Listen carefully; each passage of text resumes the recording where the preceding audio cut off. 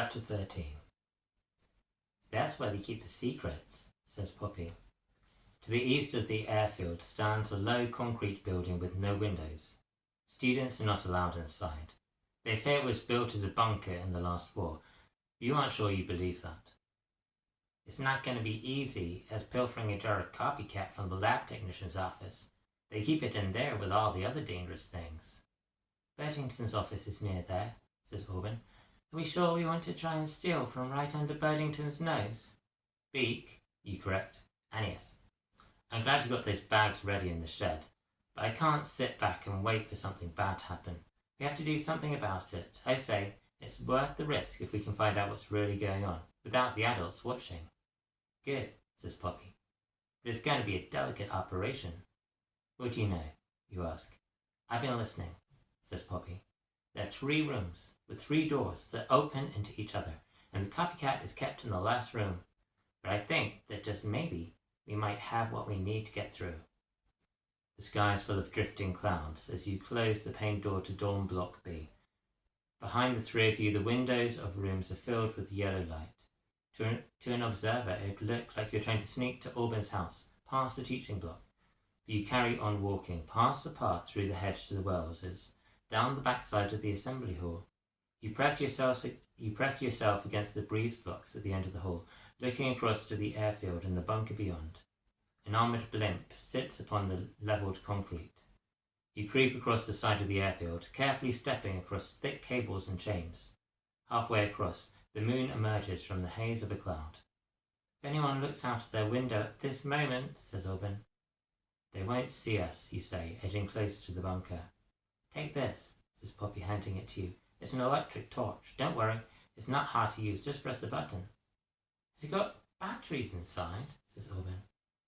Yeah, thanks for helping us with that homework about circuits and batteries and stuff. No worries, but it's not that exciting, says Poppy. But whatever you do, don't turn the torch out here. What if we're caught? Auburn says. Out here, we can probably make some excuse, you say. It'll just be breaking school rules. But if they catch us in the storeroom, then I'm not sure what happens. And Birdington, Auburn says, you never know when he might be swooping about. In the dark. We'll have to be quick, says Poppy. The first door, the outer door, has a musical lock. Poppy tries to hum as quietly as she can. From the eaves of Old Hall, the winter bats flit across the moonlit sky, fast dark shadows. Poppy curses. I thought I had it, she says. I thought I overheard it when I was walking Ditsy. You fall in at the first door, says Auburn. How are we going to... He's interrupted by a rumble. An array of light divides the night. Behind you round the corner, the yellow beams of light from the airship illuminate the lawns. They're not meant to be here, says Poppy. They can't leave at night.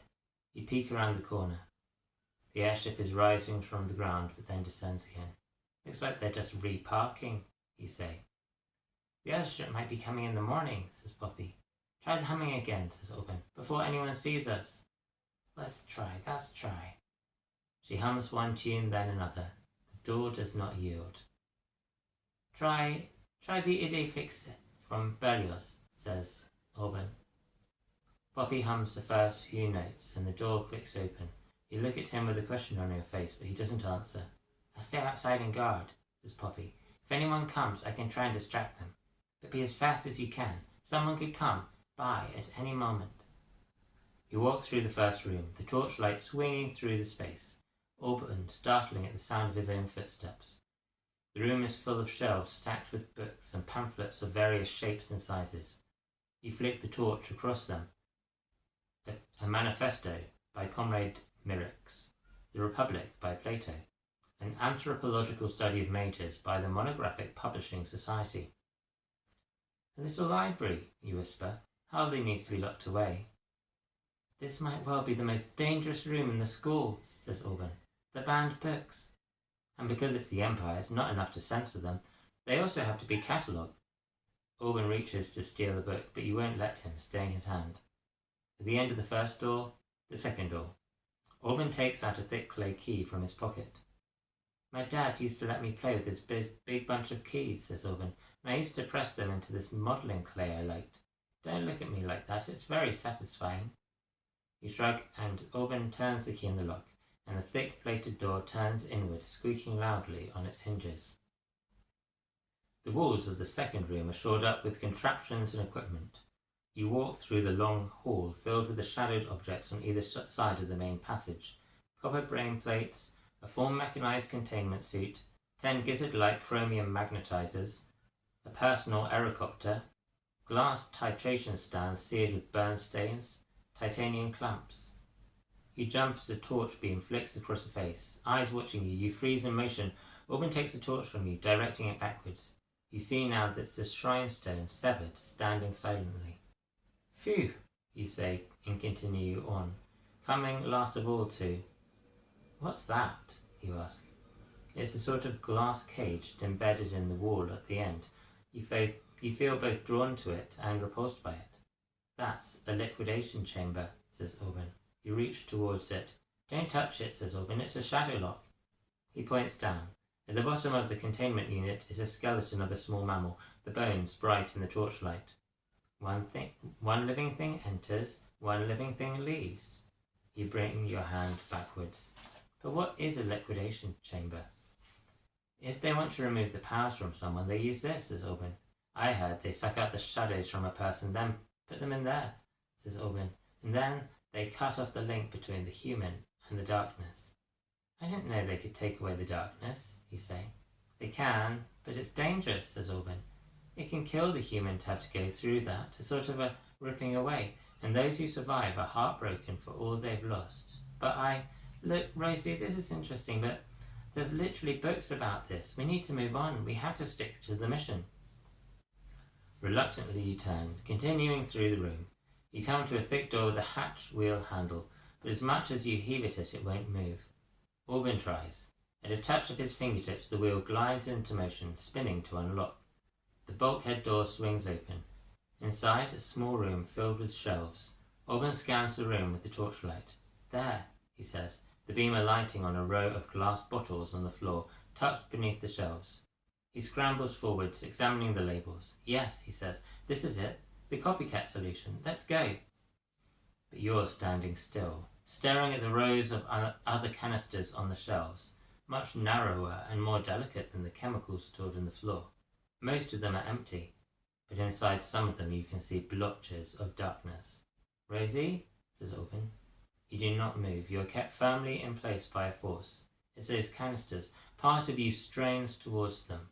We can't stay. What are in those other bottles? You say, feeling like your voice belongs to someone else. I think this is where they bring the shadow energy they gather in the night raids, says Auburn. The sixth formers are in training and Burtington takes them out at night and they bring back the dark energy here before it's transported to the nest the next day. Why? The canisters are leaning towards you, drawn by some magnetism. I want to smash them, you say. I want to let that dark energy out. But Rosie will be caught, Auburn says, reaching towards your hand and pulling it. We have to survive. Your attention flickers back to Auburn, and the pressure of the darkness fades. The urgency of the unknown bottles seem less pressing. Come on, he says. You and Auburn flow back through the way you came, returning everything to the way it was, leaving the forbidden rooms, clutching your prize, the copycat. Now we only have to find somewhere to practice where no one will find us, says Poppy, stroking the outside of the bottle later in her room. But where? You ask. I think I know a place, says Auburn, but we'll have to wait until the right moment, when no one is looking. Who knows what will happen when we try it by ourselves? The substance gutters darkly in its bottle.